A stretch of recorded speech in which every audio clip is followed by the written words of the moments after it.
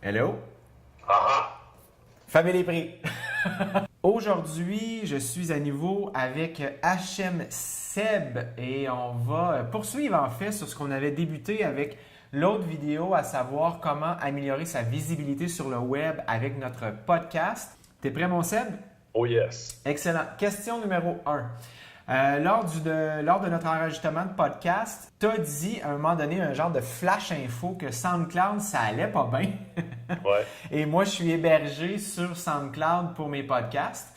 Et Ouais. là, tu disais que moi, ma question, c'est dans l'éventualité où, par exemple, ils font faillite, la plateforme ferme.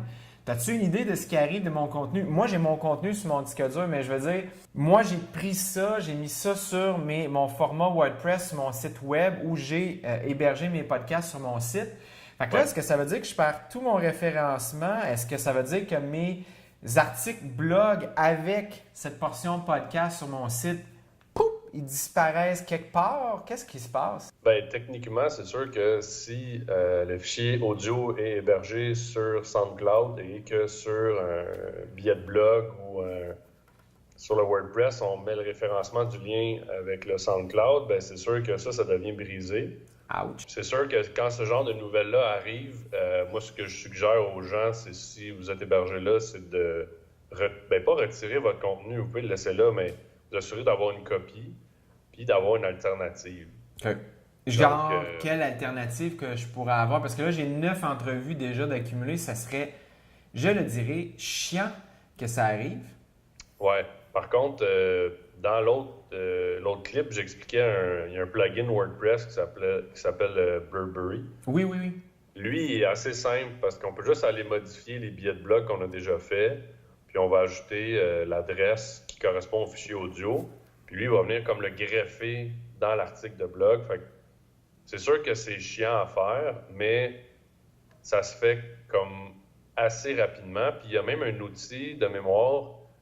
Lorsqu'on change d'hébergeur, on peut, avec ce plugin-là, il y a un outil dedans il y a comme une espèce de search automatique qui va aller rechercher les noms d'épisodes. Il va mettre automatiquement les nouveaux liens. Puis après ça, on a une espèce de page. Puis moi, je l'ai déjà fait parce que j'avais changé d'hébergeur. OK. Il met une page avec les statuts. Donc, ceux en vert, c'est ceux qu'il a trouvés. Ceux en rouge, c'est ceux qu'il faut corriger manuellement. Donc, ça élimine certaines étapes. Mais moi, c'est la chose que moi, personnellement, je ferais. Puis j'ai toujours prôné d'héberger ces choses soi-même. C'est sûr que c'est un peu plus dispendieux, il faut être un petit peu plus connaissant. OK.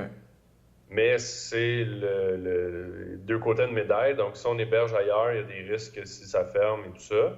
Puis, si on héberge soi-même, il faut être un peu plus connaissant, plus de temps, un peu plus d'argent. Mais par contre, on a vraiment 100% du contrôle de la plateforme. Mais aussi, de l'autre côté, si ça plante, ben, c'est nous qui paniquent. Puis il faut essayer de réparer. Donc, Fait que d'un côté ou de l'autre, il y a toujours des avantages, des inconvénients, mais...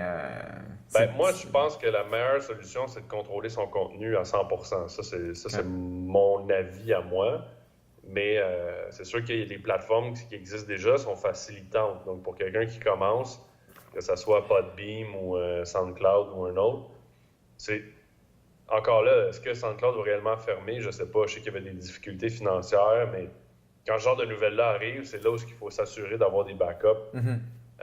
Puis comme n'importe quel contenu, c'est important d'avoir des backups.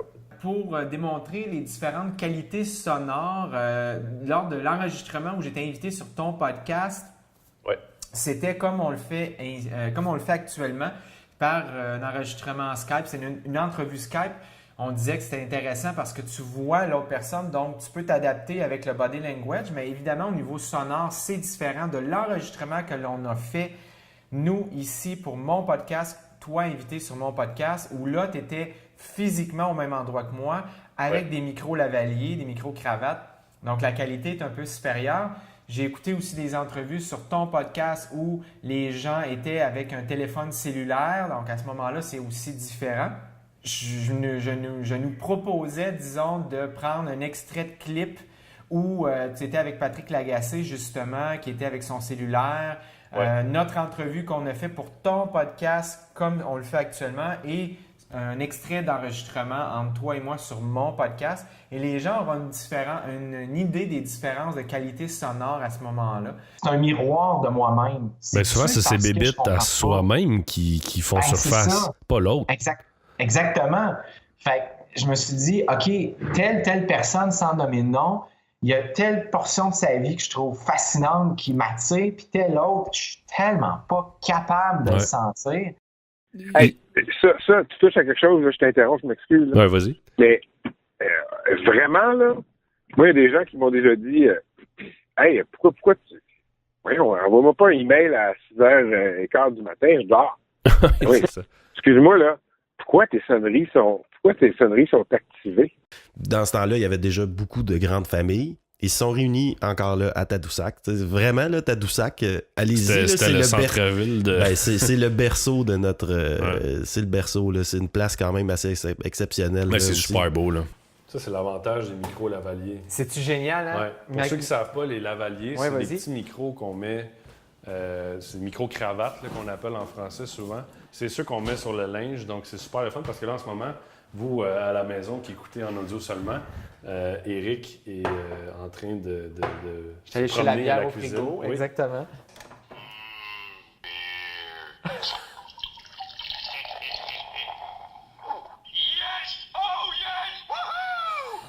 Alors, on reconnaît ici Homer Simpson. Wow! Avec le débouche-bouteille d'Homer Simpson. J'en veux un. C'était écœurant, hein? T'as trouvé ça? C'est mes parents qui avaient trouvé ça. Écoute, je trouvais ça trop pissant, sérieux. Wow! Les plateformes de diffusion pour le référencement de nos podcasts sur le web, est-ce que c'est tous gratuits ou à chaque fois, il y a... Ou plutôt, il y en a qui sont payants. Tu sais, comme tu parlais de Blurberry.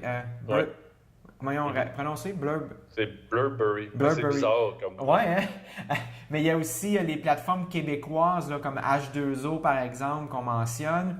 Est-ce que ça, c'est toutes des plateformes gratuites ou bien parfois, il faut payer? Il y a deux volets. Le premier volet, c'est vraiment plus une question au niveau de répertorier. Oui. Donc, quand j'expliquais dans l'autre vidéo qu'il faut soumettre son flux RSS, ben, en fait, ça, c'est au niveau des répertoires. Donc, le répertoire, tout ce qu'il fait, c'est un agrégat de tous les podcasts. Il va proposer ça dans une plateforme visuelle qui est plus facile pour les auditeurs de chercher. Donc, ils vont aller dans une catégorie humour, politique, peu importe. En fait, je ne connais pas de service de répertoire payant. Si vous devez payer, personnellement, je n'irai pas là. Là où est-ce qu'on paye souvent, c'est que les répertoires offrent aussi l'hébergement. Donc, comme Balado Québec, eux, il y a le volet répertoire. Donc, on peut simplement soumettre son flux RSS. Et là, ce que ça fait, c'est que pour eux, il n'y a aucune répercussion. Tout ce que ça fait, c'est de mettre le nom des épisodes et tout. Mais l'hébergement des fichiers reste chez soi. Et là, eux vont aller chercher l'épisode comme ça. Donc, par contre, il offre aussi l'hébergement. Là, si on veut être hébergé là-bas, donc nos fichiers soient physiquement là-bas, ben à ce moment-là, il faut débourser. Et c'est pour ça, souvent, qu'on a des sites qui fonctionnent avec les deux principes. Donc, il y a le répertoire qui est gratuit, puis il y a vraiment la portion hosting, la portion hébergement qui va être payante. Fait que c'est une façon pour eux de se financer, dans le fond, étant donné que le répertoire est gratuit. Je comprends. Toi, je sais que tu es, par exemple, sur Balado Québec, c'est bien ça? Oui. Et es-tu sur H2O aussi? Oui. H2O, la portion où ce que j'expliquais ça, c'est que H2O, eux autres, ils ont comme 3 volets. Il y a le volet hébergement, il y a le volet répertoire, et eux ont une web radio. Donc, ce qu'ils font, c'est qu'ils créent avec des plages horaires. Donc, on peut se brancher sur leur web radio. Et là, tout au long de la journée, c'est différents podcasts qui vont diffuser. Donc, ça nous permet de découvrir différents contenus, différents podcasts. Super. Et selon les ententes, moi, j'ai une entente avec une plage horaire avec eux qui est le mardi et jeudi. Donc, j'ai un épisode qui est comme le nouvel épisode qui passe le mardi. Puis le jeudi, c'est un épisode au hasard dans tous mes épisodes qui est pris. Mais ça, c'est une entente particulière. Moi, j'ai signé un contrat avec eux au niveau des droits et tout. Donc ça, c'est vraiment plus du cas par cas. Mais là, à ce moment-là, ça veut dire que tu as une entente, je suppose, sans donner tous les détails, évidemment. Ça suppose que tu ne peux qu'héberger sur ton site plus leur site à eux pendant la période de l'entente, je suppose? Non, il n'y a pas d'exclusivité pour ma part, là, sans rentrer nécessairement dans les détails, mais moi, dans le fond, ce qu'on fait, c'est que c'est une entente qui dit que si jamais eux viennent à générer des revenus, ben, il va y avoir un partage selon un pourcentage de toutes les heures d'écoute à travers tous les podcasters, mais le podcasting, c'est encore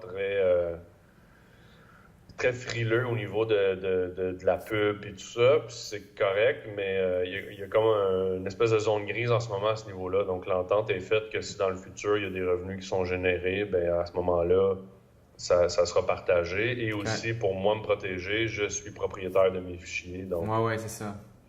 C'est vraiment ça. Ça reste ton contenu, même s'il est diffusé ailleurs. Oui, exactement. Parfait. L'autre chose aussi, dernier point, je fais un retour, là, j'ai encore un flash.